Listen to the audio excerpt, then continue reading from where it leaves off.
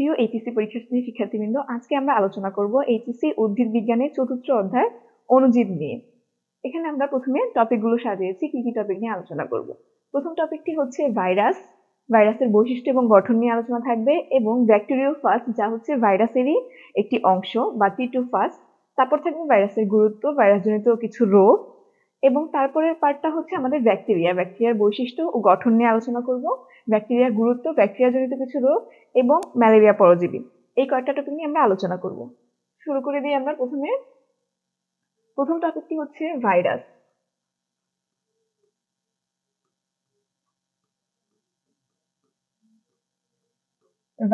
আমরা প্রথমে ভাইরাস কি সেটা দেখব। ভাইরাস হচ্ছে একটি অণুজীব। ভাইরাসকে বলা হয় একটি অণুজীব।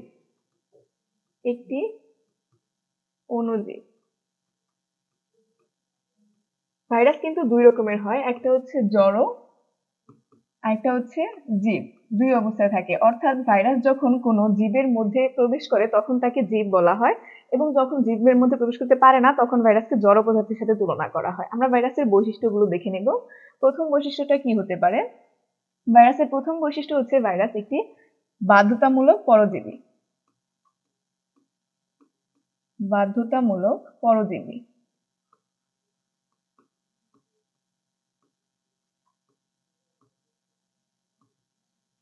ভাইরাসের দেহ কি নিয়ে গঠিত হয়? ভাইরাসের দেহ হচ্ছে নিউক্লিড এবং প্রোটিন নিয়ে গঠিত। দেহ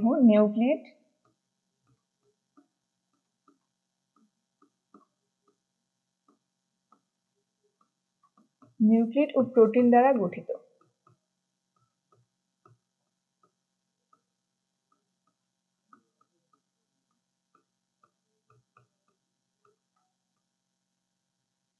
ভাইরাসের দেহ নিউক্লিড ও প্রোটিন দ্বারা গঠিত। ভাইরাস আরএনএও হয় এবং ডিএনএও হয়। তার মানে ভাইরাসে আরএনএ ও ডিএনএ যে কোনো একটি থাকতে পারে।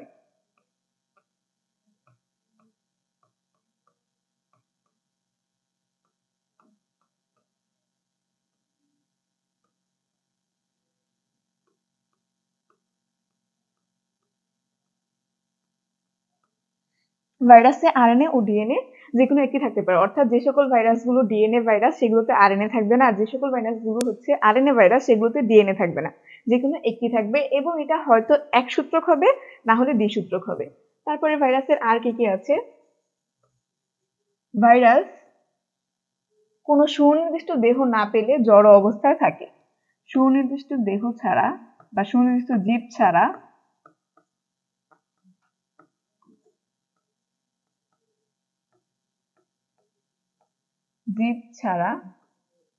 জড় অবস্থায় থাকে।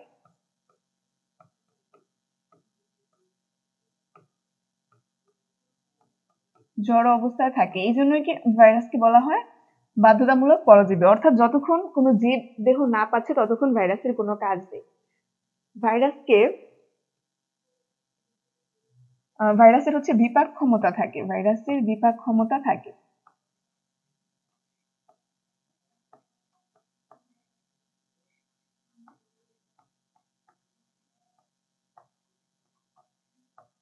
এই কয়েকটা হচ্ছে ভাইরাসের সাধারণ কিছু বৈশিষ্ট্য। আমাদের কিছু কিছু ভাইরাস আছে যেগুলো খুবই পরিচিত, যেমন এইচআইভি ভাইরাস। এইচআইভি ভাইরাসটা কে আবিষ্কার করেছে? এটা অনেক সময় এমসিকিউ তে আসে, একটা ইম্পর্টেন্ট টপিক। এইচআইভি ভাইরাসের আবিষ্কারক হচ্ছে বিজ্ঞানী গেলো। এখন এইচআইভি এটার মানে কি? এইচআইভি মানে কিন্তু হচ্ছে হিউম্যান ইমিউনো ডেফিসিয়েন্সি ভাইরাস, অর্থাৎ ভাইরাসটার নাম হচ্ছে এইচআইভি, এবং এইচআইভি দ্বারা যারা আক্রান্ত হয় সেই রোগের নাম কি? রোগের নামটা হচ্ছে এইডস। অর্থাৎ এইডস হচ্ছে রোগ এবং এইচআইভি হচ্ছে আমাদের virus.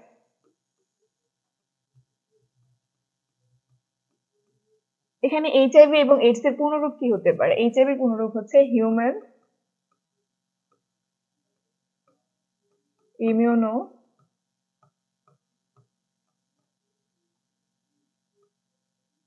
Deficiency virus.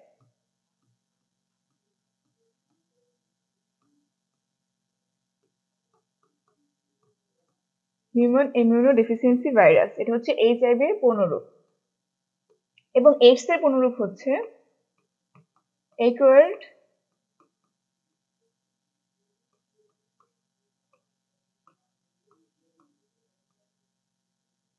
Immunodeficiency syndrome.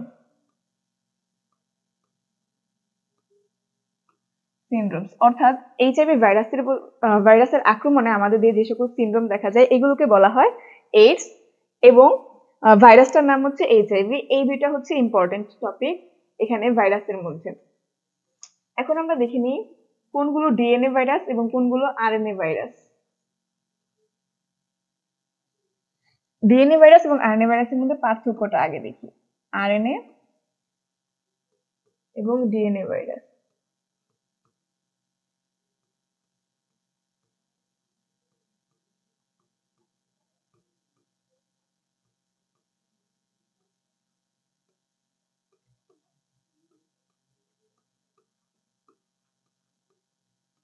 RNA virus এবং ডিএনএ ভাইরাসের মধ্যে কি কি পার্থক্য আছে?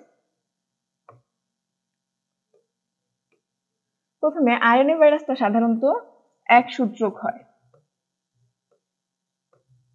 একসূত্রক, এবং ডিএনএ ভাইরাসটা দ্বিসূত্রক হয়। কিন্তু এখানে কিছু ব্যতিক্রম আছে। ব্যতিক্রম কোনগুলো? ব্যতিক্রমগুলো কিন্তু পরীক্ষায় ইম্পর্টেন্ট। ব্যতিক্রম হচ্ছে ধানের বামন ভাইরাস,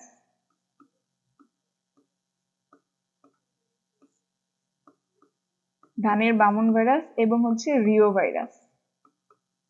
রিও, এই দুইটা হচ্ছে আরএনএ ভাইরাসের ব্যতিক্রম। এবং ডিএনএ ভাইরাসের মধ্যে দ্বিসূত্রকের ব্যতিক্রম। ব্যতিক্রম মানে এই দুইটা হচ্ছে আমাদের, নরমালি আরএনএ ভাইরাস গুলো একসূত্রক হয়, কিন্তু এই দুইটা হচ্ছে আমাদের দ্বিসূত্রক। দ্বিসূত্রক। এবং ডিএনএ ভাইরাসের ব্যতিক্রম গুলো কি কি? ব্যতিক্রম হচ্ছে 5X174 আর হচ্ছে M13 ফাস। এই ভাইরাস গুলো হচ্ছে আমাদের একসূত্রক।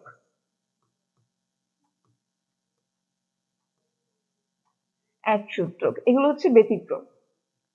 তারপর আর কি কি থাকতে পারে? একসূত্রক মানে আরএনএ ভাইরাসটা হচ্ছে একসূত্রক হবে, ডিএনএ ভাইরাসটা হচ্ছে দ্বিসূত্রক হবে। আরএনএ ভাইরাসে কি থাকে? প্রোটিন। আরএনএ ভাইরাসে হচ্ছে প্রোটিন আবরণ। এবং ডিএনএ ভাইরাসে হচ্ছে নিউক্লিক এবং প্রোটিন আবরণ।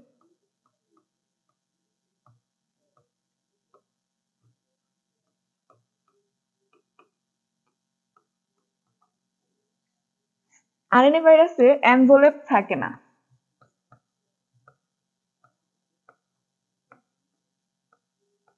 এনভেলপ থাকে না। এবং ডিএনএ ভাইরাসগুলোতে এনভেলপ থাকে।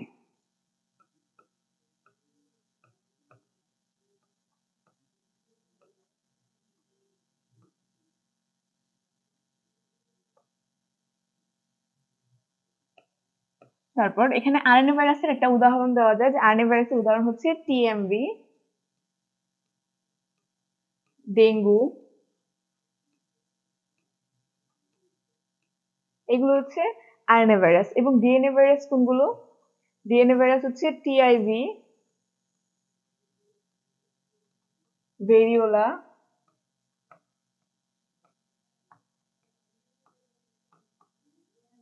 এমন কিছু ভাইরাস। এখন আরএনএ ভাইরাস কোনটা আর ডিএনএ ভাইরাস কোনটা, এটা এমসিকিউ তে প্রচুর আসে। আমরা এটার একটা শর্ট টেকনিক দেখে নিব যে কোনগুলো হচ্ছে আমাদের ডিএনএ ভাইরাস।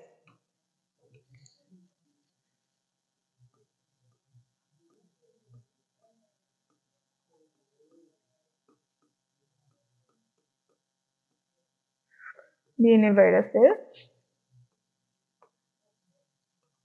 টিপুর ভাই টি2,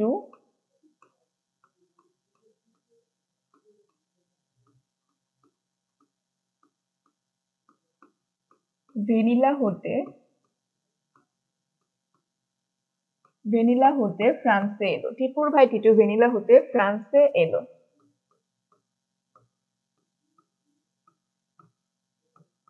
টিপুর ভাই টিটু ভ্যানিলা হতে ফ্রান্সে এলো, এটা হচ্ছে ডিএনএ ভাইরাস মনে রাখার একটা শর্ট টেকনিক। এখন এটা দিয়ে আমরা কিভাবে নামগুলো বুঝবো? এখানে টিপু দিয়ে কি হবে? এটা দিয়ে হচ্ছে টিআইভি, মানে টিআইভি ভাইরাস। ভাই দিয়ে হচ্ছে ভেরিওলা, ভেরিওলা। টি2, টি2 দিয়ে হচ্ছে আমাদের টি2 ফাস্ট ভাইরাস, টি2 দিয়ে হচ্ছে টি2 ফাস্ট। ভ্যানিলা দিয়ে হচ্ছে ভ্যাকসিনিয়া।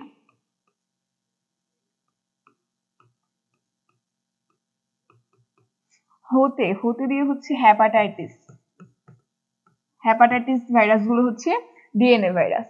তারপরে এলো দিয়ে হচ্ছে এডিনো হার্পিস।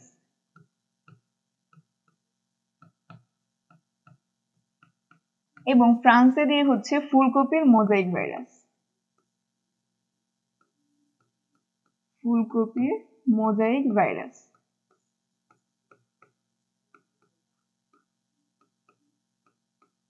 ফুলকপির মোজাইক ভাইরাস সাধারণত উদ্ভিদ দেহে বেশিরভাগ ডিএনএ থাকে, উদ্ভিদ দেহে বেশিরভাগ হচ্ছে আরএনএ থাকে। উদ্ভিদ দেহে আরএনএ ভাইরাস থাকে এবং প্রাণী দেহে বেশিরভাগ ডিএনএ ভাইরাস থাকে। কিন্তু শুধুমাত্র একটি ব্যতিক্রম হচ্ছে ফুলকপির মোজাইক ভাইরাস, যেটা হচ্ছে একমাত্র ব্যতিক্রম উদ্ভিদ, একমাত্র ব্যতিক্রম উদ্ভিদ যেখানে ডিএনএ পরিবর্তে আরএনএ পরিবর্তে আমাদের ডিএনএ ভাইরাস থাকে, শুধুমাত্র ফুলকপির মোজাইক ভাইরাসে। তাহলে এখানে আমরা ডিএনএ ভাইরাস গুলো সব দেখে নিলাম, যে ডিএনএ ভাইরাস হচ্ছে টিআইভি ভাইরাস, ভেরিওলা, টি2 ফাস্ট, ভ্যাকসিনিয়া, হ্যাপাটাইটিস বি, সি সবগুলো, এবং ফুলকপির মোজাইক ভাইরাস, এডিনো হার্পিস। তাছাড়া বাকি যেগুলো আছে যেমন টিএমভি, ডেঙ্গু, এগুলো সব হচ্ছে আমাদের আরএনএ ভাইরাস। এটা হচ্ছে মনে রাখার একটা শর্ট টেকনিক। আচ্ছা, এখন আমরা ডিএনএ ভাইরাস এবং আরএনএ ভাইরাসের পার্থক্য দেখেছি। এখন একটা জিনিস আমরা দেখবো যে ব্যাকটেরিওলজি এবং ভাইরোলজি। প্রথমে ভাইরোলজিটা দেখি। ভাইরোলজি, ভাইরোলজি কি? এখানে হচ্ছে ভাইরাসের গঠন, ভাইরাসের গঠন,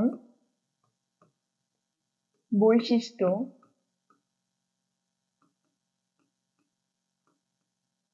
ভাইরাসের গঠন, বৈশিষ্ট্য, বংশবৃদ্ধি, এসব কিছু নিয়ে আলোচনা করা হয়।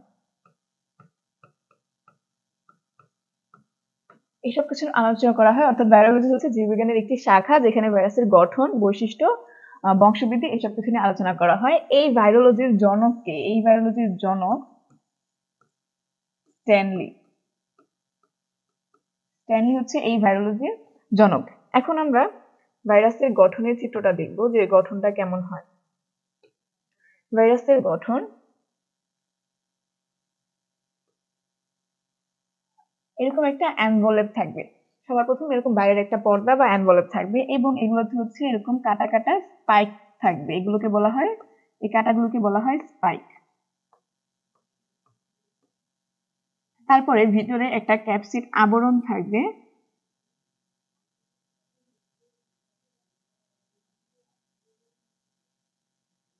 এই আবরণের বাইরে কিছু প্রোটিন স্তর থাকে।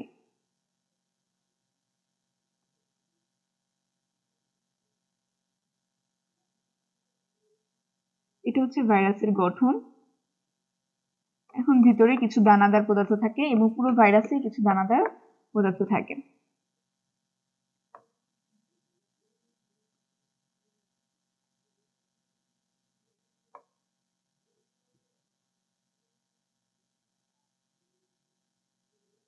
বাইরের এই অংশটুকুকে কি বলা হয়? বাইরের এই অংশটুকুকে বলা হয় অ্যানভলপ।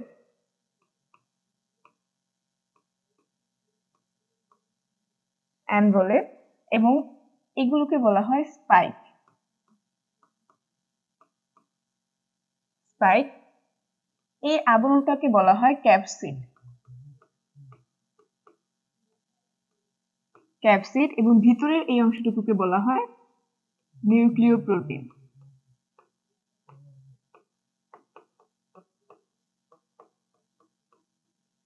নিউক্লিওপ্রোটিন এখানে আমাদের আরএনএ অথবা ডিএনএ থাকে। ভাইরাসের যে আরএনএ ডিএনএ সেটা হচ্ছে এই নিউক্লিওপ্রোটিনে থাকে এবং ক্যাপসিডটা হচ্ছে একটা প্রোটিন আবরণ।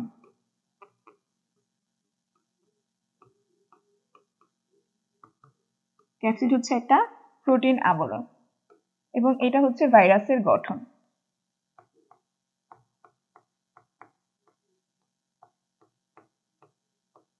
ভাইরাসের গঠন অর্থাৎ একটা এনভেলপ থাকবে, স্পাইক থাকবে, ক্যাপসিড যা হচ্ছে প্রোটিন আবরণ এবং ভিতরে থাকবে নিউক্লিওপ্রোটিন। এই যে এখানে ভিতরেগুলোকে বলা হয় নিউক্লিওপ্রোটিন। এখন আমরা দেখব টি2ফাস ভাইরাস, ব্যাকটেরিওফাস।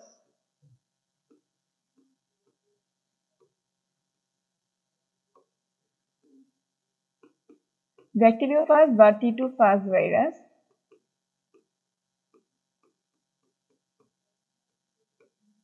এখানে প্রশ্ন অনেক রকম ভাবে হয়। একটা হচ্ছে শুধুমাত্র টি2ফাস ভাইরাসের চিত্র, গঠন, বৈশিষ্ট্য এটা। আরেকটা হচ্ছে টি2ফাস ভাইরাসের বংশবৃদ্ধি থেকে প্রশ্ন হয়।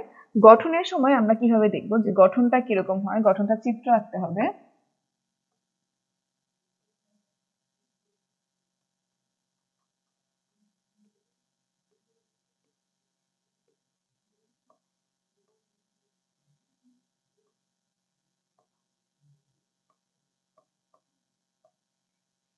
ভিতরে হচ্ছে একটা দ্বিসূত্রক ডিএনএ থাকবে, যে এটা হচ্ছে আমাদের দ্বিসূত্রক ডিএনএ। দ্বিসূত্রক ডিএনএ এই অংশটুকুকে বলা হয় লেজ, লেজ, এবং এই অংশটুকুকে বলা হয় মাথা। এখানে হচ্ছে এরকম একটা অংশ থাকে যাকে বলা হয় টি2ফাসের কলার, এবং এখানে একটা বেস প্লেট থাকে। এগুলো হচ্ছে স্পাইক এবং তিনটি থাকে স্পর্শক তন্তু। স্পর্শক তন্তু এগুলো হচ্ছে টি2ফাস ভাইরাসের একটা সাধারণ চিত্র। এখন এখান থেকে টি2ফাস ভাইরাসের কিছু বৈশিষ্ট্য পরীক্ষায় আসে, বৈশিষ্ট্যগুলো আমরা দেখে নিই। টি2ফাস ভাইরাস কি করে? ভাইরাসের টি2ফাস ভাইরাস হচ্ছে একটি ভাইরাস। টি2ফাস ভাইরাস এটা হচ্ছে সর্বপ্রথম একটি ভাইরাস এবং এর কাজ কি? ইকোলি ব্যাকটেরিয়াকে ধ্বংস করে। ইকোলি ব্যাকটেরিয়া ধ্বংস করে। ধ্বংস ব্যাকটেরিয়ার ভিতর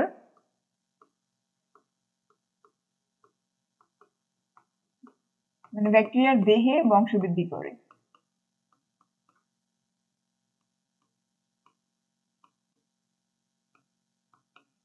এই ভাইরাসটি হচ্ছে ব্যাকটেরিয়ার দেহে বংশবৃদ্ধি করে। এর একটি দ্বিসূত্রক ডিএনএ থাকে।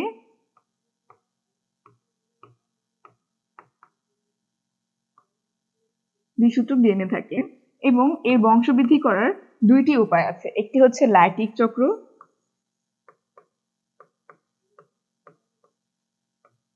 লাইটিক চক্র, এবং আরেকটি হচ্ছে লাইসোজেনিক চক্র।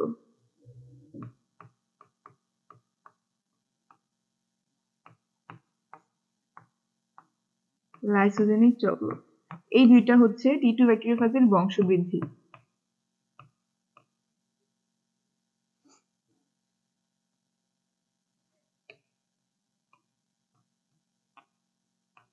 বংশবৃদ্ধি এগুলো হচ্ছে টি2ফাস ভাইরাসের গঠন এবং বৈশিষ্ট্য। এটা ছিল গঠন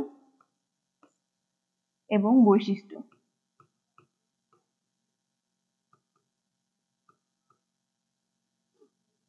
এখন আমরা দেখব লাইটিক চক্র এবং লাইসোজেনিক চক্রটা কেমন হয় সেটা। প্রথমে লাইটিক চক্র।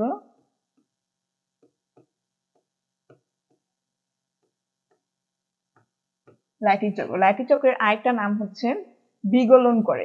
কিভাবে বিগলন করে সেটা আমরা এখন দেখবো যে কি কি স্টেপ আছে। প্রথম স্টেপটা হচ্ছে, আর এখানে ইকোলি অবশ্যই থাকতে হবে, অর্থাৎ ইকোলি ভাইরাসের ভিতরেই মানে টি2ফাস ভাইরাস হচ্ছে ইকোলি ব্যাকটেরিয়ার ভিতরে বংশবৃদ্ধি করে, অর্থাৎ ইকোলি হচ্ছে আমাদের প্রথম ধাপ, ইকোলি থাকতে হবে। তারপর হচ্ছে পৃষ্ঠলগ্ন। পৃষ্ঠি লবণ, অর্থাৎ টিটু ফাজে যে স্পাইক গুলো আছে এটা যদি ইকুয়ালি হয় তাহলে এখানে হচ্ছে আমাদের টিটু ফাজটা প্রথমে পৃষ্ঠি লগ্ন করবে। প্রথমে পৃষ্ঠি লগ্ন, এটা হচ্ছে 1 নাম্বার স্টেপ। তারপর পৃষ্ঠি লগ্নের পরে কি হবে, ইকুয়ালি অ্যাঙ্গলের ছেদ, অ্যাঙ্গলের ছেদ ও অনুপ্রবেশ, অর্থাৎ ইকুয়ালিতে ভিতরে একটি নিউক্লিয়াস থাকে এবং এরপর পরের স্টেপ হচ্ছে এটার ভিতরে প্রবেশ করবে, পরবর্তী স্টেপে প্রবেশ করবে। প্রবেশ করার পরে কি করবে, ইকুয়ালির যে নিজস্ব ডিএনএ আছে, ইকুয়ালির যে নিজস্ব একটা ডিএনএ থাকে, এই ডিএনএ কে খণ্ডন করবে। ইকুয়ালির ডিএনএ খণ্ডন,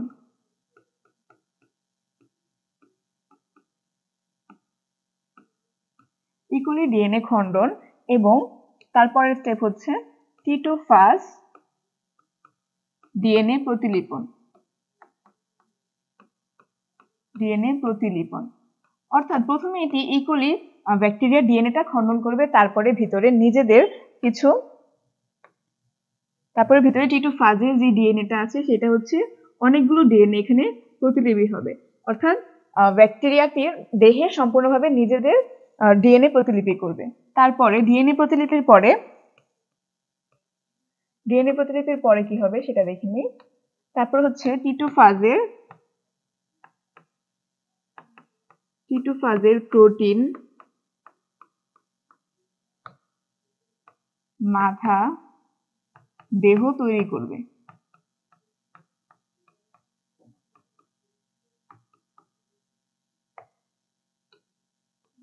অর্থাৎ এটার ভিতরে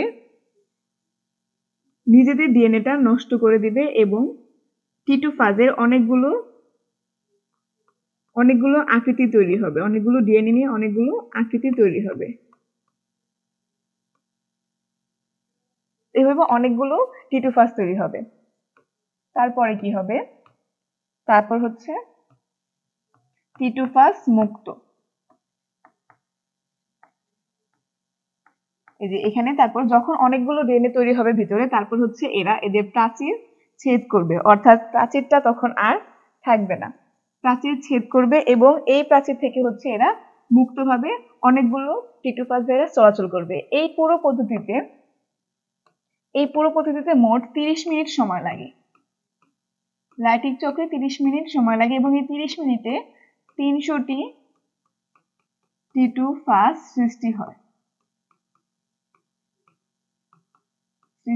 মানে ইকুয়ালি ব্যাকটেরিয়ার ভিতরে 30 মিনিটে লাইটিং চক্রের মাধ্যমে এরা 300টি টিটু ফাজ সৃষ্টি করতে সক্ষম। এতটুকু ছিল হচ্ছে আমাদের লাইটিং চক্র। এখন দেখবো লাইসোজেনিক চক্র।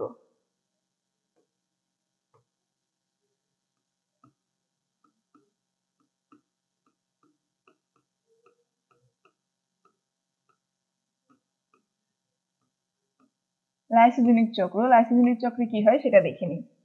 লাইসোজেনিক চক্রেও ইকোলি ভাইরাস থাকতে হবে, ইকোলি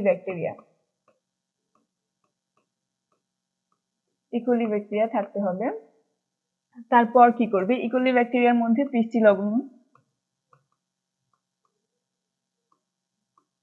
লবণ, তারপর হচ্ছে অনুপ্রবেশ। এখন এখানে চিত্রটা একটু দেখিয়ে দিই যে চিত্রটা কিরকম হয়।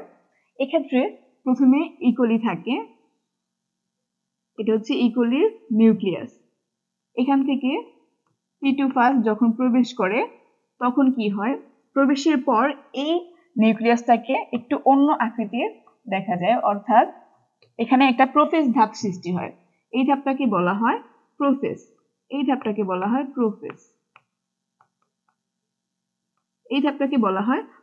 প্রোফেজ কেন বলে, কারণ এই ডিএনএ যে ভাইরাসটা আছে, মানে টিটু ফাজের যে ডিএনএ ভাইরাসটা আছে সেটা এই ব্যাকটেরিয়ার ভাইরাসটাকে নষ্ট করে ফেলে, নষ্ট করে নিজের আয়ত্তে নিয়ে আসে, অর্থাৎ এখানে একটা প্রোফেজ সৃষ্টি হয়,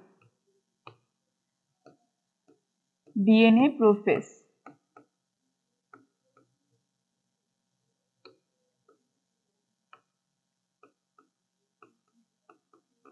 ডিএনএ প্রোফেজ হয়। তারপরে কি হয়, ডিএনএ প্রোফেজের পর এখানে দ্বিবিভাজন ঘটে, ঘটে। এই দ্বি বিভাজনটা কিরকম, এখানে ভিতরে নিউক্লিয়াসটা তো প্রথমে প্রসেস হয়, তারপরে হচ্ছে এখানে দুই ধাপে দুই রকম ভাবে সাইটোপ্লাজম আসে, দুই ধাপে সাইটোপ্লাজম আসে এবং নতুন করে দুইটা ডিএনএ এর নিউক্লিয়াস সৃষ্টি হয় এবং এগুলো হচ্ছে আমাদের টি2 ফাজ। টি2 ফাজ অর্থাৎ ইকোলির নিউক্লিয়াসটা ধ্বংস করে নিজেদের দুইটি ডিএনএ তৈরি করে এবং ডিএনএ তৈরি করার পর এখানে টি2 ফাজের বাকি অংশগুলো তৈরি হয়। টি2 ফাজের বাকি অংশগুলো তৈরি হয় অর্থাৎ টি2 ফাজ প্রতিলিপন হয়। প্রোফেজের পরে দ্বিবিভাজন হয় এবং টি2 ফাজের সম্পূর্ণ দেহ প্রতিলিপন হয়, তারপরে এরা মুক্ত হয় এবং এই প্রক্রিয়ায় এরা শুধুমাত্র দুইটি টি2 ফাজ তৈরি করে, দুইটি টি2 ফাজ সৃষ্টি হয়। অর্থাৎ লাইটিক চক্রে আমাদের 30 মিনিটে 300টি টি2 ফাজ প্রতিলিপন হয়, কিন্তু লাইসোজেনিক চক্রে শুধুমাত্র দুইটি টি2 ফাজ সৃষ্টি হয়, যেহেতু এখানে দ্বিবিভাজন হয়। এটাই হচ্ছে লাইটিক চক্র এবং লাইসোজেনিক চক্রের মধ্যে তুলনামূলক পার্থক্য। আর বাকি সবগুলো অর্থাৎ এটার মেইন হচ্ছে বংশবৃদ্ধি করে। লাইসোজেনিক চক্র এবং লাইটিক চক্র দুইটাই হচ্ছে শুধুমাত্র বংশবৃদ্ধির জন্য। আচ্ছা, এখন আমরা কি কি নিয়ে আলোচনা করেছি?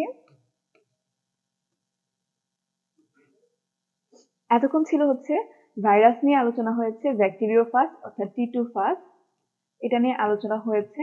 ভাইরাসের গুরুত্ব, ভাইরাস জনিত রোগ। এখন আমরা আলোচনা করব ভাইরাস জনিত কিছু রোগ নিয়ে। ভাইরাস জনিত রোগ বলতে এখানে কি রকম থাকতে পারে, ভাইরাস জনিত রোগগুলো কি কি?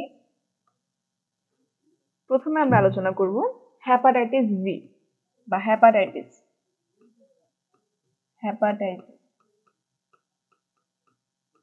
হেপাটাইটিস রোগটা হচ্ছে একটি ডিএনএ ভাইরাস।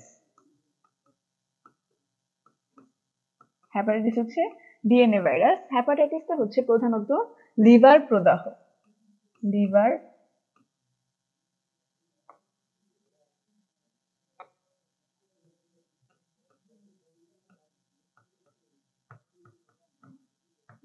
প্রদাহ। এখন হেপাটাইটিস বি তে কোন কোন হেপাটাইটিস দেখা যায়? বাংলাদেশে সাধারণত hepatitis A, hepatitis B, hepatitis C, hepatitis E এগুলো দেখা যায়। এর মধ্যে সবচেয়ে বেশি ক্ষতিকর কিন্তু হেপাটাইটিস সি।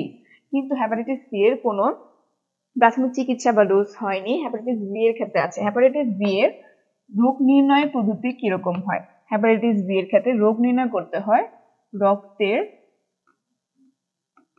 রক্তের এইচবি অ্যান্টিজেন পরীক্ষার মাধ্যমে। রক্তের এইচবি অ্যান্টিজেন পরীক্ষা করে হেপাটাইটিস বি রোগ নির্ণয় করা যায়। এখন রোগ নির্ণয়ের পরে রোগের প্রতিরোধ করার কোনো টিকা নেই, কিন্তু রোগটা আগেই প্রতিরোধ করার জন্য কিছু ভ্যাকসিন আছে। ভ্যাকসিন সিস্টেমটা কিরকম? হেপাটাইটিস বি এর ক্ষেত্রে ভ্যাকসিন হচ্ছে চারটি। প্রথম হচ্ছে 1 মাস পর পর 3টি ভ্যাকসিন, তারপর 1 বছর পর আরেকটি, এবং লাস্ট হচ্ছে 5 বছর পর আরেকটা বুস্টার ডোজ।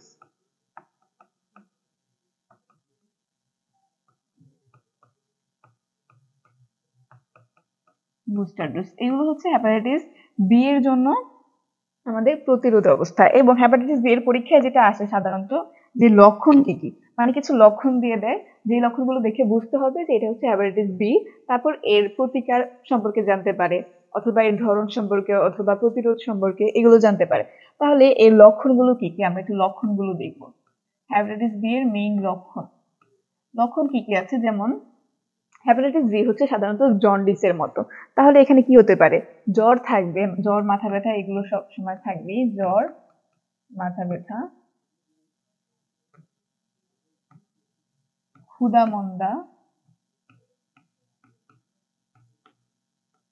মন্দা এগুলো থাকবে। তারপর হচ্ছে প্রস্রাবের রং হলুদ হবে, যেহেতু জন্ডিস। চোখের সাদা অংশ হলুদ। হলুদ অর্থাৎ পুরোপুরিভাবে জন্ডিস দেখা যাবে, জন্ডিস। তারপর কি করবে এরা হচ্ছে হেপাটাইটিস বি হলে রক্তের বিলিরুবিন নষ্ট হয়, রক্তের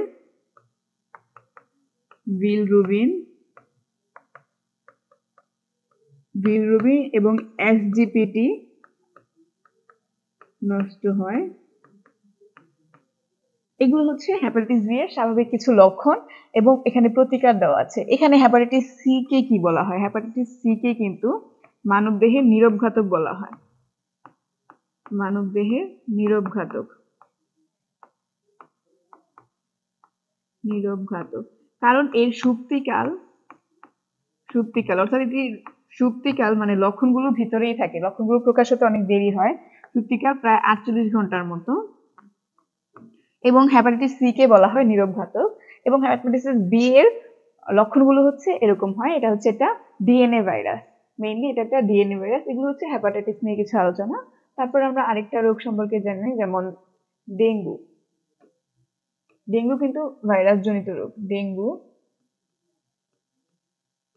কিন্তু এটা হচ্ছে আরএনএ ভাইরাস, ডিএনএ ভাইরাস না, আরএনএ ভাইরাস। ডেঙ্গুটা হচ্ছে আরএনএ ভাইরাস।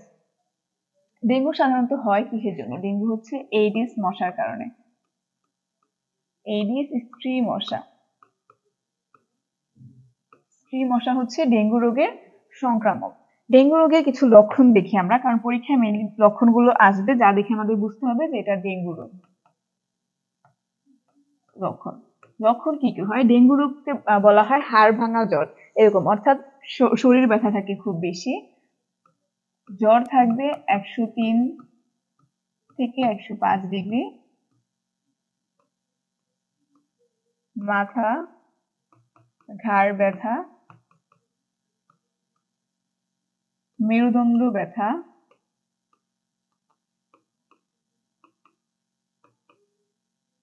অর্থাৎ সমস্ত শরীর ব্যথা, খুব বেশি ব্যথা থাকবে এবং একে বলা হয় হাড় ভাঙা জ্বর। এই যে জ্বর আসে একে এই জন্য বলা হয় হাড় ভাঙা জ্বর। লক্ষণ যদি বেশি তীব্র হয় তাহলে রক্তক্ষরণ হতে পারে, রক্তক্ষরণ।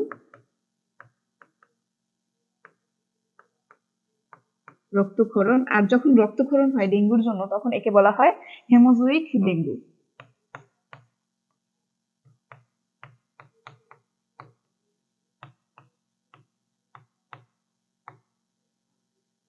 এই কয়েকটা হচ্ছে ডেঙ্গুর স্বাভাবিক লক্ষণ। এবং হিট স্ট্রোক হয়, আরেকটা হচ্ছে হিট স্ট্রোক,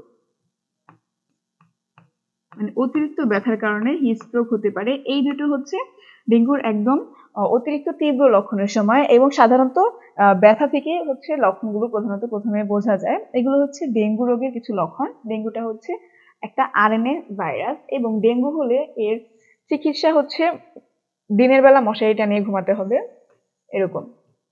আচ্ছা, এখানে আমরা ডেঙ্গু নিয়ে আলোচনা করলাম। তারপরে আরেকটা আছে, আরেকটা হচ্ছে পেপের রিং স্পট রোগ। পেপের রিং স্পট, এটা হচ্ছে আরএনএ ভাইরাস জাতীয় রোগ। পেপের রিং স্পট অর্থাৎ পাপায়া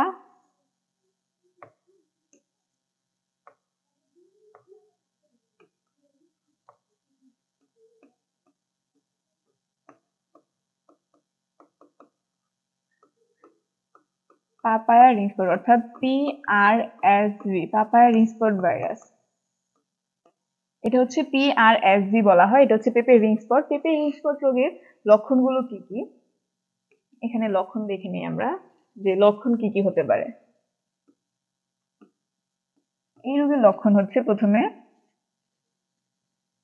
পেঁপে গাছের পাতায় অন্যরকম রিং স্পট দেখা যাবে, পাতায় রিং স্পট থাকে, রিং স্পট বা হচ্ছে গোলাকার দাগ দেখা যায়, পাতা ছোট কুঁকড়ে যায়, পাতা ছোট কুঁকড়ে যাবে। এটা শুধু পাতায় না, এটা কিন্তু কাণ্ড দেখা দিতে পারে, মানে কাণ্ড এবং পাতায় রিং স্পট থাকবে।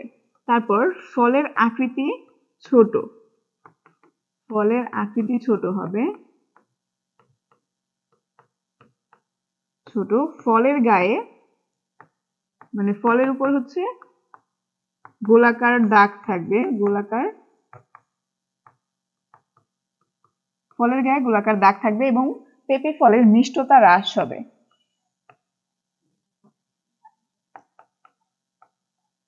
ফলের মিষ্টতা হ্রাস, ফলের মিষ্টতা হ্রাস হতে পারে। এগুলো হচ্ছে পিআরএসডি বা পেঁপে রিং স্পট রোগের কিছু লক্ষণ। এখন এই লক্ষণগুলো যদি হয়, অর্থাৎ পেঁপের যদি এরকম সমস্যা হয়, তাহলে এর প্রতিরোধ ব্যবস্থা কি? প্রতিরোধ ব্যবস্থা হচ্ছে গাছটাকে উপড়ে ফেলতে হবে। গাছ উপড়ে ফেলা, উপড়ে ফেলা বা পুড়িয়ে ফেলতে হবে। গাছ উপড়ে ফেলে বা পুড়িয়ে ফেলে আবার সেখানে নতুন ভাবে গাছ লাগাতে হবে, তাহলে হচ্ছে এটা প্রতিকার পাওয়া সম্ভব। আর এটা হচ্ছে RNA virus, dengue RNA virus এবং ভাইরাস জনিত আরেকটা রোগ আমরা যেটা পড়েছি হেপাটাইটিস বি বা হেপাটাইটিস সি, ওইটা হচ্ছে ডিএনএ ভাইরাস। এই কয়েকটা হচ্ছে আমাদের ভাইরাস জনিত রোগ। ভাইরাস জনিত রোগ, তাহলে ভাইরাস জনিত রোগে আমরা কি কি শিখেছি? হেপাটাইটিস এবং হচ্ছে ডেঙ্গু, আরেকটা দেখেছি সেটা হচ্ছে পেঁপে রিং স্পট রোগ।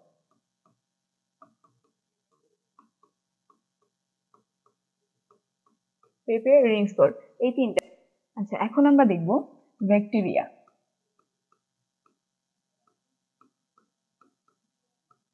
ব্যাকটেরিয়া, ব্যাকটেরিয়া নিয়ে যে শাখায় আলোচনা করা হয়, ব্যাকটেরিয়ার গঠন,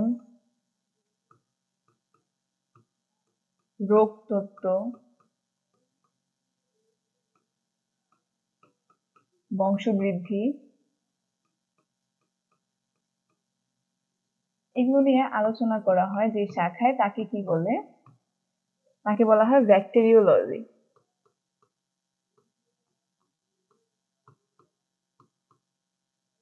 ব্যাকটেরিওলজি, এবং ব্যাকটেরিওলজির জনক হচ্ছে লিউয়েনহুক।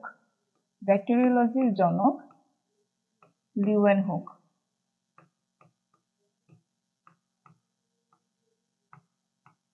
ব্যাকটেরিওলজির জনক হচ্ছে লিউয়েনহুক।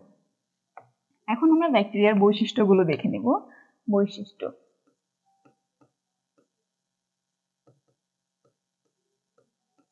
বৈশিষ্ট্য প্রথমে হচ্ছে ব্যাকটেরিয়া সাধারণত জড় কোষ প্রাচীর থাকে। ব্যাকটেরিয়ার কোষ প্রাচীরটা জড় হয়, জড় কোষ প্রাচীর, জড় কোষ প্রাচীর। ব্যাকটেরিয়ার কোষ প্রাচীরটা জড় হয় এবং ব্যাকটেরিয়ার ভিতরে হচ্ছে ক্রোমোজোম থাকে কিন্তু ক্লোরোফিল থাকে না। ক্রোমোজোম থাকে, ক্রোমোজোম থাকে কিন্তু ক্লোরোফিল থাকে না।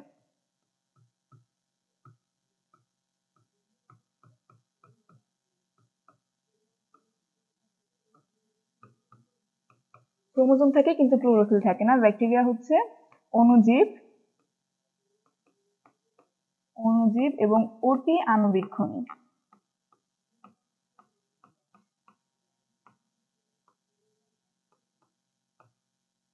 অতি আণুবীক্ষণিক, অর্থাৎ ভাইরাস ছিল হচ্ছে শুধুমাত্র আণুবীক্ষণিক, কিন্তু ব্যাকটেরিয়া হচ্ছে অতি আণুবীক্ষণিক।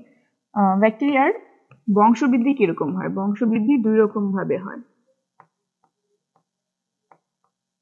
ব্যাকটেরিয়ার বংশবৃদ্ধিটা হচ্ছে শুধুমাত্র দ্বিবিভাজন, দ্বিবিভাজন এবং আরেকটা হচ্ছে মুকুল উদ্গম।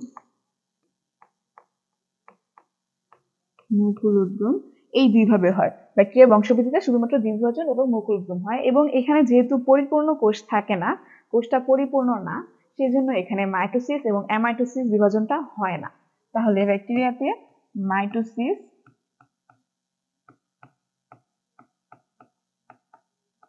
মাইটোসিস ও মিয়োসিস হয় না।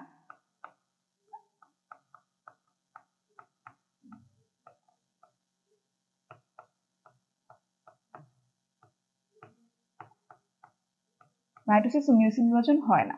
তারপর ব্যাকটেরিয়া খুবই নিম্ন তাপমাত্রা সহ্য করার ক্ষমতা রাখে, খুবই নিম্ন তাপমাত্রায়ও নিজেকে টিকিয়ে রাখতে পারে। নিম্ন তাপমাত্রায়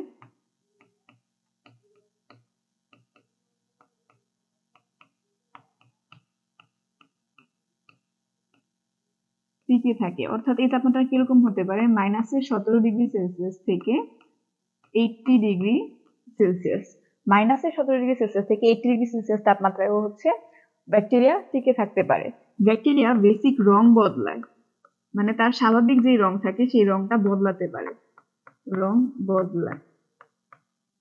আর এই রং বদলানোর জন্য ব্যাকটেরিয়াকে বলা হয় গ্রাম নেগেটিভ ব্যাকটেরিয়া অথবা gram positive bacteria. Gram negative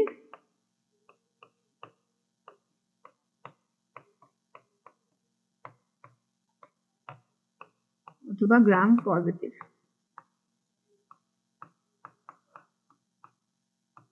গ্রাম পজিটিভ ভাইরাস। ব্যাকটেরিয়াকে পরজীবী বা মৃতজীবীও বলা হয়। ব্যাকটেরিয়া পরজীবী বা মৃতজীবী। আরেকটা হচ্ছে ব্যাকটেরিয়া ফাজ ভাইরাসের প্রতি কিছুটা সংবেদনশীল থাকে। যেহেতু ফাজ ভাইরাস ইকোলি ব্যাকটেরিয়া ধ্বংস করতে পারে, সেজন্য ব্যাকটেরিয়া হচ্ছে ফাজ ভাইরাসের প্রতি সংবেদনশীল।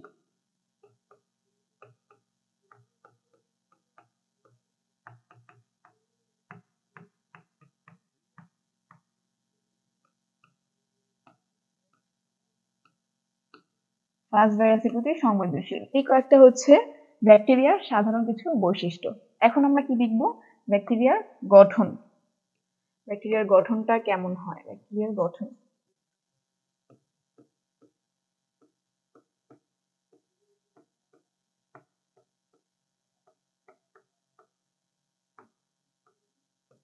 ব্যাকটেরিয়ার গঠন কেমন হয় চিত্র থেকে দেখি আমরা।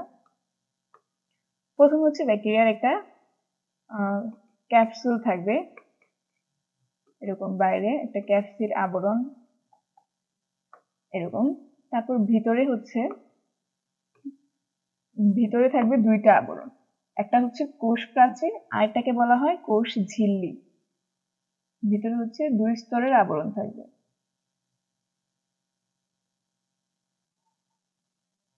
কোষ প্রাচীর এবং কোষ ঝিল্লি। তারপরে ভিতরে আর কি থাকে, এখানে হচ্ছে একটা মেসোজোম থাকে, মেসোজোম এবং একটা ক্রোমোজোম থাকে। ক্রোমোজোমটার আকৃতিটা কিছুটা প্রোটিন সমন্বিত থাকে। ভিতরে রাইবোজোম থাকতে পারে, তারপর ভলিউটিন দানা থাকে, গহ্বর থাকে, আর হচ্ছে কিছু ছড়ানো সাইটোপ্লাজম থাকে এবং বাইরের একটা অংশ থাকে যেটাকে বলা হয় ফ্লাজেলা। অনেকগুলো ফ্লাজেলা থাকে এরকম।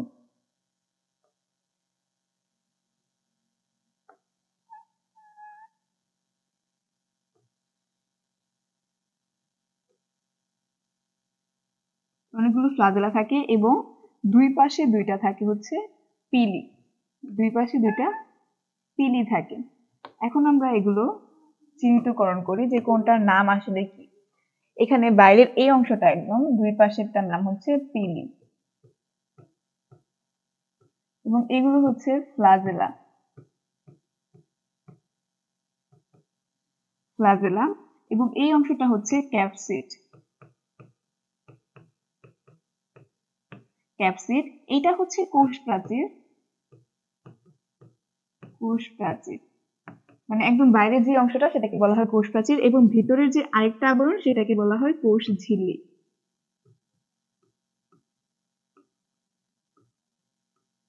কোষ ঝিল্লি এটা হচ্ছে মেসোজোম।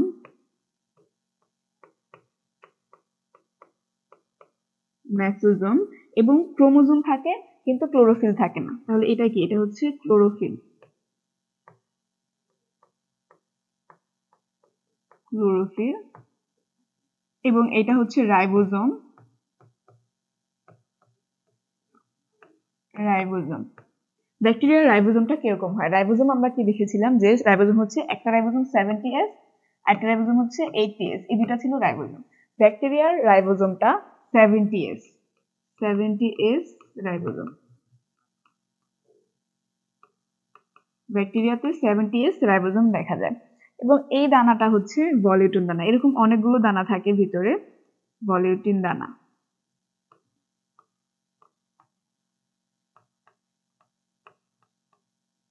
ভলিউটিন দানা এটা হচ্ছে ব্যাকটেরিয়ার গঠন এবং এর নাম হচ্ছে ব্যাকটেরিয়াম, ব্যাকটেরিয়ামের গঠন। এটা হচ্ছে একটা ব্যাকটেরিয়ামের গঠন, যেখানে প্রথম থেকে দেখি আমরা যে এই অংশটুকুকে বলা হয় হচ্ছে পিলি, ফ্লাজেলা, এবং বাইরের যে আবরণটুকু একদম স্বচ্ছ একটা আবরণ থাকে বাইরে, এটাকে বলা হয় হচ্ছে ক্যাপসিড, ক্যাপসিড আবরণ। এই আবরণটা হচ্ছে একটু অন্যরকম থাকে, আচ্ছা ক্যাপসিড আবরণ। এবং ভিতরের একটা পার্টকে বলা হয় কোষপ্রাচীর, এবং একদম ভিতরটাকে বলা হয় প্রোটোপ্লাজম বা হচ্ছে কোষ ঝিল্লি। এবং এখানে রাইবোজোম কোনটা, রাইবোজোম হচ্ছে এই পার্টটাকে বলা হয় রাইবোজোম। এবং এটা হচ্ছে ক্রোমোজোম, ক্রোমোজোম ক্লোরোফিল থাকে না, এখানে হচ্ছে ক্রোমোজোম হবে, ক্রোমোজোম,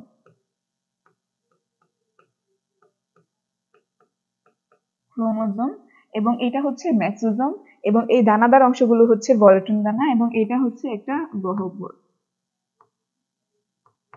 গহ্বর। এগুলো হচ্ছে একটি আদর্শ ব্যাকটেরিয়ামের গঠন।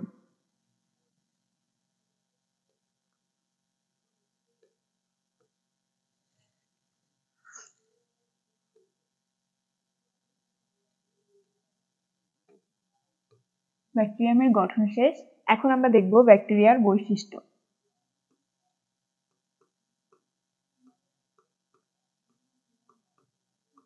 ব্যাকটেরিয়ার বৈশিষ্ট্য এবং গঠন আমরা দেখেছি, এখন দেখব ব্যাকটেরিয়ার গুরুত্ব, ব্যাকটেরিয়া এবং ভাইরাসের গুরুত্ব। ব্যাকটেরিয়ার গুরুত্ব প্রথমে হচ্ছে ব্যাকটেরিয়া সাধারণত রোগ সৃষ্টি করে, কিন্তু ব্যাকটেরিয়ার কিছু গুরুত্বও আছে। গুরুত্বগুলো কি কি? ব্যাকটেরিয়া হচ্ছে নাইট্রোজেন সংবোধনকারী,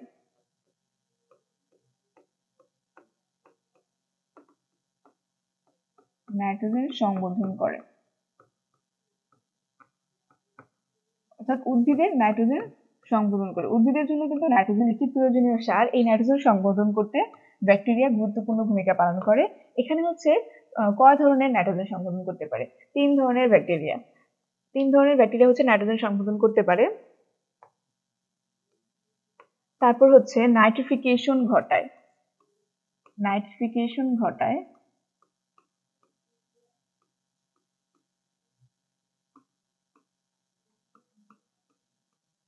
নাইট্রিফিকেশন ঘটায়, মাটির উর্বরতা বৃদ্ধি করে। কিছু কিছু ব্যাকটেরিয়া মাটির উর্বরতা বৃদ্ধি করে, যেগুলো উদ্ভিদের জন্য প্রয়োজনীয় বা উপকারী ব্যাকটেরিয়া। মাটির উর্বরতা বৃদ্ধি করে, মাটির উর্বরতা বৃদ্ধি করে। আমাদের শিল্পে, বিভিন্ন ধরনের শিল্পে ব্যাকটেরিয়া ব্যবহার করা হয়, যেমন হচ্ছে দুগ্ধজাতকরণ, যেমন দই সৃষ্টিতে, দুগ্ধজাত শিল্প হচ্ছে দই সৃষ্টিতে ব্যাকটেরিয়া ব্যবহার করা হয়।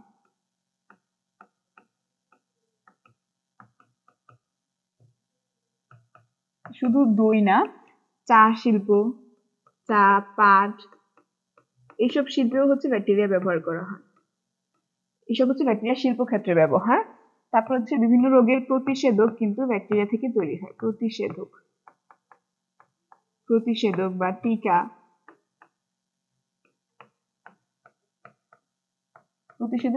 তৈরি। তারপর হচ্ছে জিনোমে হচ্ছে ব্যাকটেরিয়া পদার্থ, জিনোম প্রকৌশল।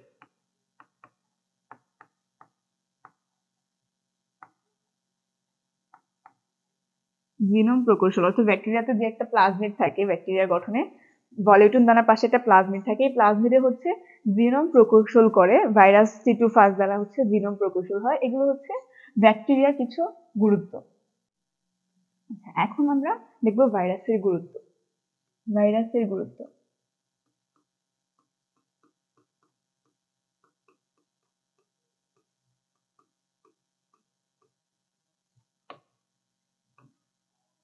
ভাইরাসের গুরুত্ব প্রথমে হচ্ছে ভাইরাস যেমন বিভিন্ন রোগ সৃষ্টি করে, অনেক ক্ষতিকর, তেমন ব্যাকটেরিয়ার মতন ভাইরাসও অনেক রোগের প্রতিষেধক বা টিকা তৈরি করে।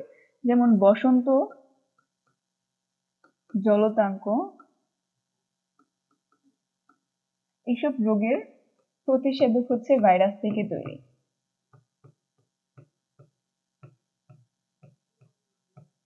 প্রতিষেধক ভাইরাস থেকে তৈরি। তারপর হচ্ছে জন্ডিস রোগের টিকা ভাইরাস থেকে তৈরি।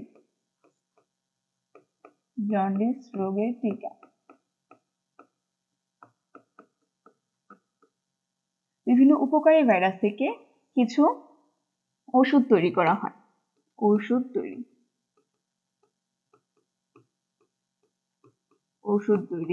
তারপর হচ্ছে আমরা জানি T2 ভাইরাস হচ্ছে ব্যাকটেরিয়া নিয়ন্ত্রণ করতে পারে, তাহলে কি ব্যাকটেরিয়া নিয়ন্ত্রণ করতেও ভাইরাস ব্যবহার করা হয়। ক্ষতিকারক ব্যাকটেরিয়া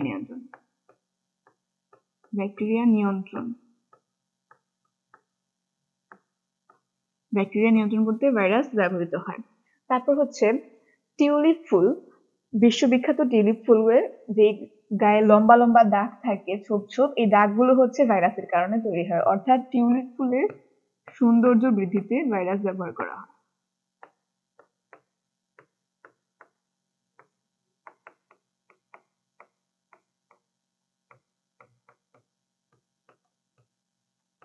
সৌন্দর্য বৃদ্ধি।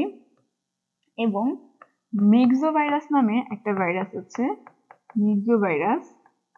এটা হচ্ছে আমেরিকায় যখন অতিরিক্ত খরগোশ দেখা দিয়েছিল, তখন এই ভাইরাস ব্যবহার করে খরগোশ দমন করা হয়েছিল। অর্থাৎ খরগোশ দমন করতে ব্যবহার করা হয়। অতিরিক্ত খরগোশ কিন্তু ফসলের জন্য ক্ষতিকারক। খরগোশ দমন। কীটপতঙ্গ দমনে ভাইরাস ব্যবহার করা হয়। কীটপতঙ্গ দমন।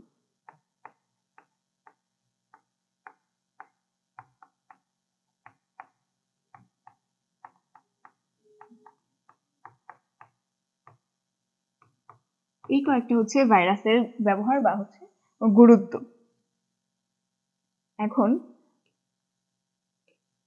ব্যাকটেরিয়াজনিত আরেকটি রোগ নিয়ে আমরা এখানে আলোচনা করব। ব্যাকটেরিয়াজনিত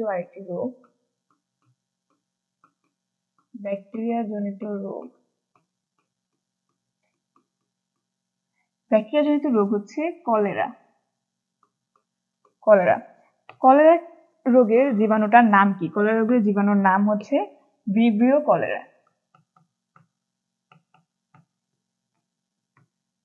কলেরা। এটা হচ্ছে একটা কমা আকৃতির ভাইরাস। এই ভাইরাসটাকে বলা হয় গ্রাম নেগেটিভ ভাইরাস।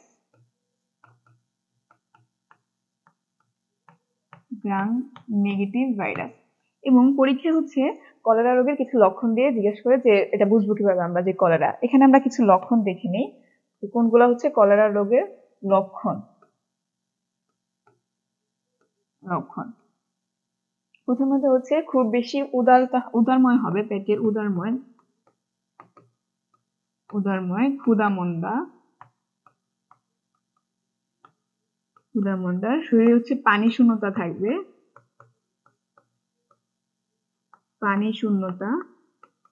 ডায়রিয়া দেখা দিবে। প্রথম পর্যায়ে ডায়রিয়া দেখা দিবে। মল হচ্ছে চাল ধোয়া পানির ন্যায় থাকবে।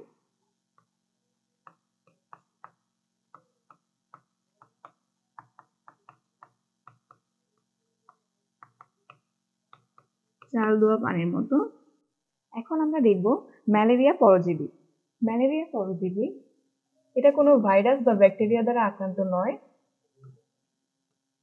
ম্যালেরিয়া, এটা হচ্ছে প্লাজমোডিয়াম।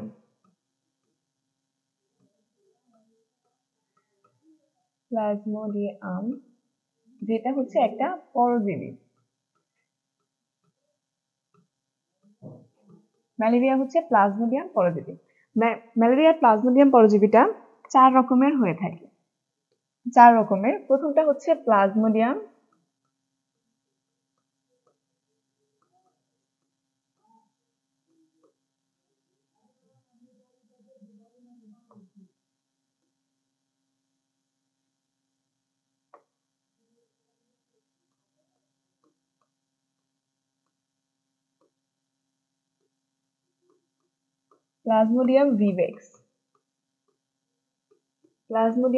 ভিভেক্স, যেটাকে বলা হয় বিনাইন। প্লাজমোডিয়াম ভিভেক্স মানে হচ্ছে বিনাইন। এর স্থায়িত্বকাল বা সুপ্তিকাল হচ্ছে 48 ঘন্টা। ম্যালেরিয়া রোগের সুপ্তিকাল গুলো হচ্ছে 48 ঘন্টা। মানে ম্যালেরিয়ার হচ্ছে জ্বরটা এরকম ভাবে হয় যে 48 ঘন্টা অন্তর অন্তর জ্বর আসে, 48 ঘন্টা অন্তর অন্তর জ্বর। 48 ঘন্টা পর পর পর পর জ্বর, এরকম। তারপর হচ্ছে প্লাজমোডিয়াম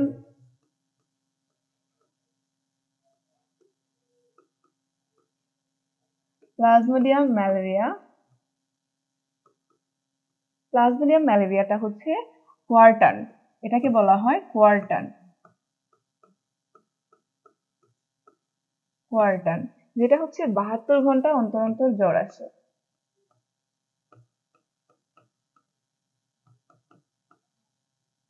এবং এটাই হচ্ছে বাংলাদেশে সাধারণত দেখা যায়, এটাই বাংলাদেশে বেশি দেখা যায়। প্লাজমোডিয়াম ভিভেক্স, প্লাজমোডিয়াম ম্যালেরিয়া, প্লাজমোডিয়াম ওভেলিয়া আরেকটা,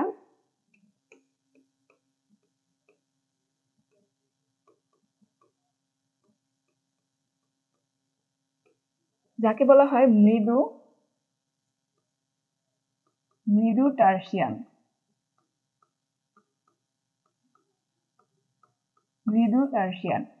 এর স্থায়িত্বকাল বা সুপ্তিকাল হচ্ছে 36 থেকে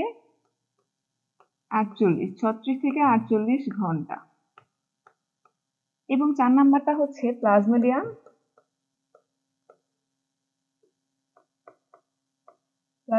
ফ্যালসিসিয়াম।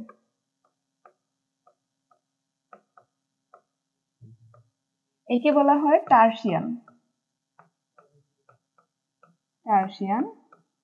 যার স্থায়িত্বকাল 48 ঘন্টা।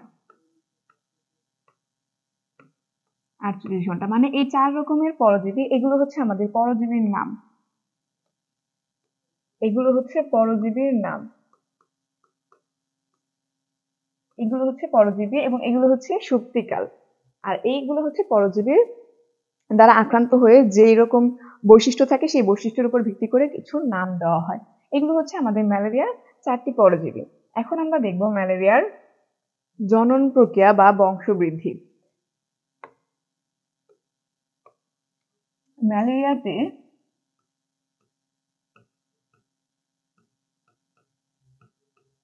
ম্যালেরিয়ার জননটা সাধারণত 2 ভাবে হয়, একটা হচ্ছে মস্কির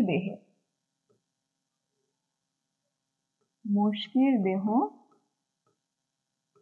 আরেকটা হচ্ছে একটা মস্কির দেহ এবং আরেকটা হচ্ছে মানব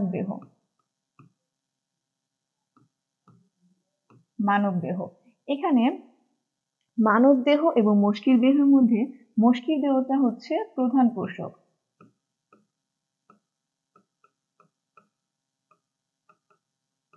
এবং মানব দেহ হচ্ছে মাধ্যমিক পোষক, অর্থাৎ 2 রকমের পোষক থাকে। এখানে আমরা প্রথমে মানব দেহের মাধ্যমিক পোষকটা এবং মস্কির দেহে এই দুটার ভিতরে জনন কাজগুলো দেখে নেব। মানে মস্কির দেহে যেটা হয়, মস্কির দেহ, আচ্ছা আগে আমরা মানব দেহটা দেখে নিই।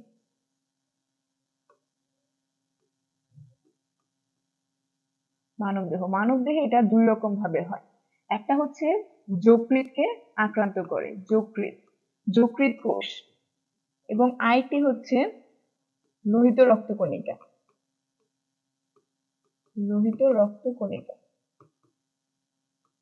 এই দুইটা।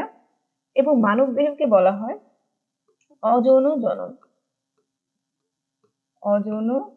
জনন। এখানে জনন প্রক্রিয়ায় যকৃত কোষ এবং লোহিত রক্তকণিকায় ম্যালেরিয়ার জীবাণু বা পরজীবীটা হচ্ছে সংক্রমণ করে এবং বংশবৃদ্ধি করে। যকৃত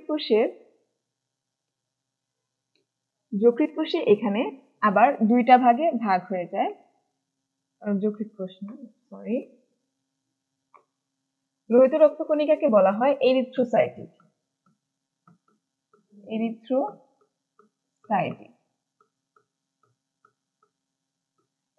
অর্থাৎ লোহিত রক্তকণিকা বা আরবিসি কে আমরা জানি এরিথ্রোসাইটিক বলা হয়, এই জন্য লোহিত রক্তকণিকার যে জনন প্রক্রিয়া সেটাকে এরিথ্রোসাইটিক বলা হয়। এখানে লোহিত রক্তকণিকা 2 রকম হয়, একটা হচ্ছে প্রি এরিথ্রোসাইটিক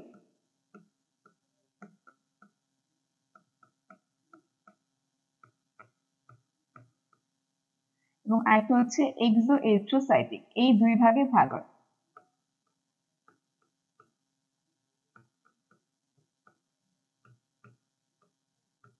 প্রি এইরিথ্রোসাইটিক এবং এক্সোএরিথ্রোসাইটিক।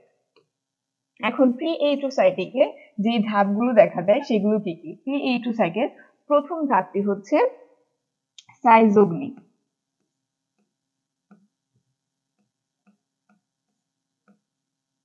সাইজোগনি, তারপর হচ্ছে সাইজন্ট, সাইজোগনি, সাইজন্ট এবং এখানে মেটাফেরাস দেখা যায়, মেটাফেরাস, মেটাফেরাস, এই তিনটা ধাপ। এখানে প্রি এইরিথ্রোসাইটিক 3 ধাপ শেষ হওয়ার পর এক্সোএরিথ্রোসাইটিক। এক্সোএরিথ্রোসাইটিকে কি কি ধাপ দেখা যায়? এই মেটাফেরাস থেকে ক্রোমেটাফেরাস উৎপন্ন হয়, ক্রোমেটাফেরাস। এখানে ক্রোমেটাফেরাস, তারপরে এখানে আবার সাইজন্ট,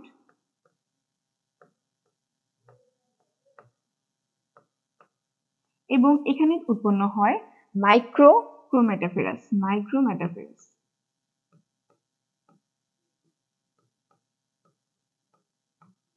মাইক্রোমেটাফেরাস,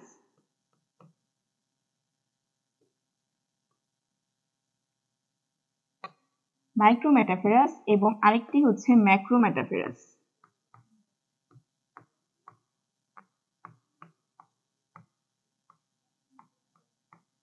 মাইক্রোমেটাফেরাস এবং ম্যাক্রোমেটাফেরাস, যেখানে মাইক্রো হচ্ছে আমাদের পুংরেণু এবং ম্যাক্রো হচ্ছে আমাদের স্ত্রীরেণু, স্ত্রীরেণু। অর্থাৎ এই ধাপটা হচ্ছে আমাদের সাইজোগনি ধাপ।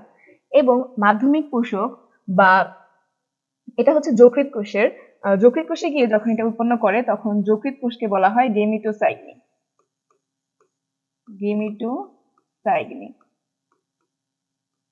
এবং এই গেমিটোসাইগনিতে কি কি উৎপন্ন হয়? এখানে হচ্ছে আমাদের জাইগোট হবে, জাইগোট, উকিনেট, উকিনেট এবং ওসিস উৎপন্ন হবে, ওসিস। কিন্তু এই জাইগোটের আরো কিছু ধাপ থাকে। এই জাইগোটের সবগুলো ধাপ শেষ করে লোহিত রক্তকণিকা এবং যকৃৎ কোষকে আক্রমণ করে। এভাবে একটি যকৃৎ কোষ যখন আক্রমণ করে সেখানে সম্পূর্ণভাবে ম্যালেরিয়া পরজীবী বিস্তার করে, তারপর আবার লোহিত রক্তকণিকা এবং যকৃৎ কোষে আক্রমণ করে। এভাবে ম্যালেরিয়ার পরজীবী আমাদের দেহে সুপ্ত অবস্থায় থেকে 72 ঘন্টা অন্তর অন্তর জ্বর আসে এবং আমাদের দেহের যকৃৎ কোষ এবং লোহিত রক্তকণিকাকে ধ্বংস করে। এটা ছিল আমাদের ম্যালেরিয়া পরজীবীর সম্পূর্ণ বংশ বিস্তার। আর আমরা আগে হচ্ছে এই অধ্যায় পুরোটা শেষ করেছি। আশা করছি এই অধ্যায়ের পুরো ভাবটা যদি দেখো তাহলে এই অধ্যায়টা সম্পূর্ণভাবে শেষ হবে।